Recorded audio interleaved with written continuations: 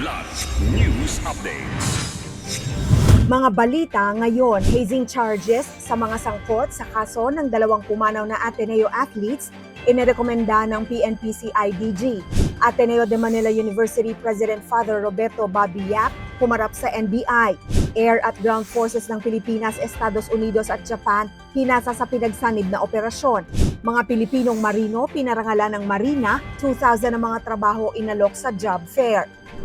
Ako po si Cesar Soriano para ihatid ang nangungunang mga balita sa buong kapuluan ngayon.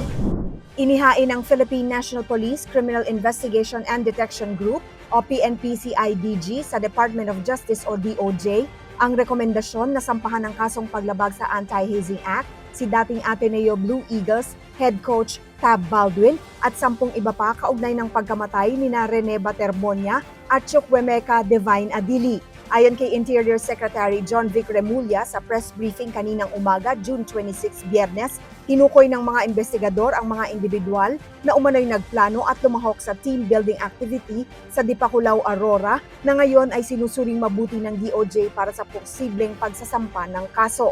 Kasabay nito, nagtungo ngayong araw rin ng Biyernes sa National Bureau of Investigation o NBI si Ateneo de Manila University o ADMU President Father Roberto Bobby Yap upang magsumite ng sworn statement at iba pang dokumento bilang bahagi ng nagpapatuloy na investigasyon.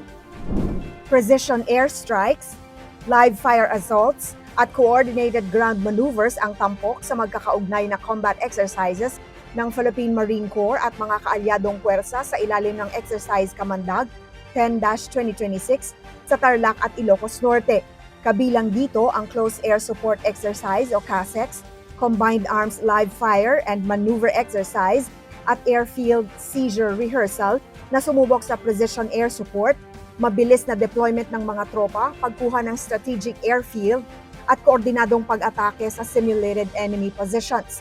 Nakibahagi sa mga pagsasanay ang Philippine Marine Corps, Philippine Air Force, United States Marine Corps, United States Air Force at Japan Ground Self-Defense Force na higit pang nagpahusay sa kanilang interoperability, combat readiness at tactical capability sa pinagsanib na operasyon.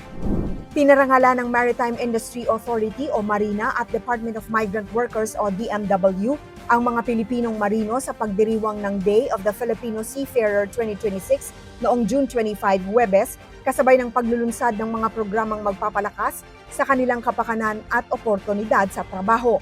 Tampok sa pagdiriwang ang Marina Job Fair na nag-alok ng mahigit 2,000 trabaho mula sa 25 accredited manning agencies para sa mga opisyal at ratings ng international shipping industry.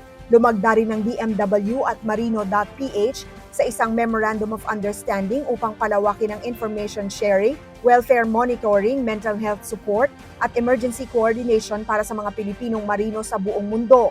Sa mensahe ni Pangulong Ferdinand Marcos Jr., kinilala niya ang mahalagang ambag ng mga Pilipinong marino sa pandaigdigang kalakalan at muling tiniyak ang patuloy na pagsusulong ng kanilang kapakanan, kaligtasan at karapatan.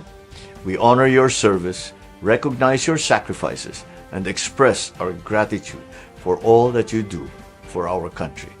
Iginiit naman ng Marina ang pagpapatibay ng maritime education, training, certification at seafarer welfare upang mapanatiling competitive ang mga Pilipinong marino sa pandaigdigang industriya.